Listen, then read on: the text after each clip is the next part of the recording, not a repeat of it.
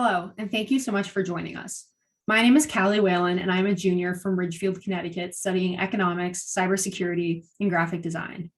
I'm honored to participate in this year's Human Development Conference as a mixed media presenter. I'm sharing two pieces with you today, both of which were inspired by my time with the Grace Farms Foundation's Justice Initiative in New Canaan, Connecticut, in the summer of 2021 through Notre Dame's Summer Service Learning Program. During my internship, I was responsible for leading two research projects, the first of which focused on the trafficking of migrants in Morocco, and the second of which focused on forced labor in the illicit timber trade in Tanzania. Throughout the summer, I was blessed to be able to accumulate knowledge about the global crisis of human trafficking. I found that some of the most powerful insights were those shared by trafficking survivors themselves. My first piece, titled Land of the Bought, was inspired by a story that I heard this summer from a man who was lured to the United States from India under a false promise of the American dream. In the top left corner, the flying pages of a calendar with an unknown year intend to capture the phenomena of delirium, confusion, and timelessness that victims experience while held captive for months to years. On the man's right shoulder, the stacks of dollar bills and coins held down by an infinite pound weight seeks to represent the crushing financial pressure of debt bondage.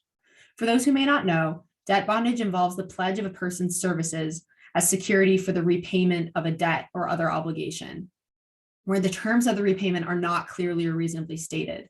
So what often happens to victims of human trafficking is their trafficker will tell them that they are in debt and then continue raising that debt ceiling, regardless of how much the person works, in order to trap them in a cycle of never-ending labor.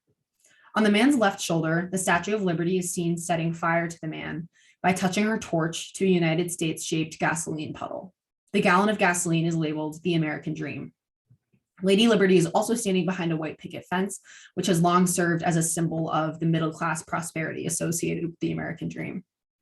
The barcode in the background intends to represent the sentiment of human beings as commodities, and the number associated with the barcode is the National Human Trafficking Hotline.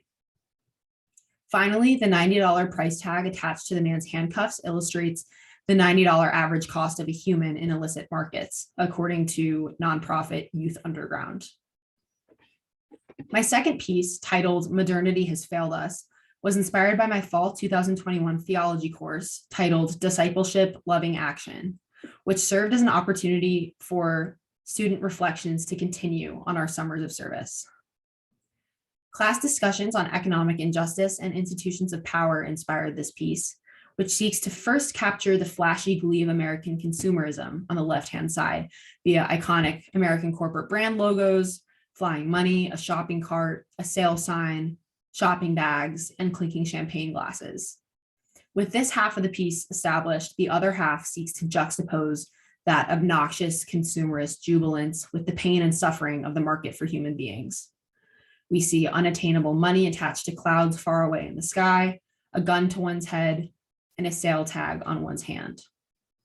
My pieces relate directly to human development because the global human trafficking crisis is one of the chief modern threats to universal human rights and unbridled basic freedoms.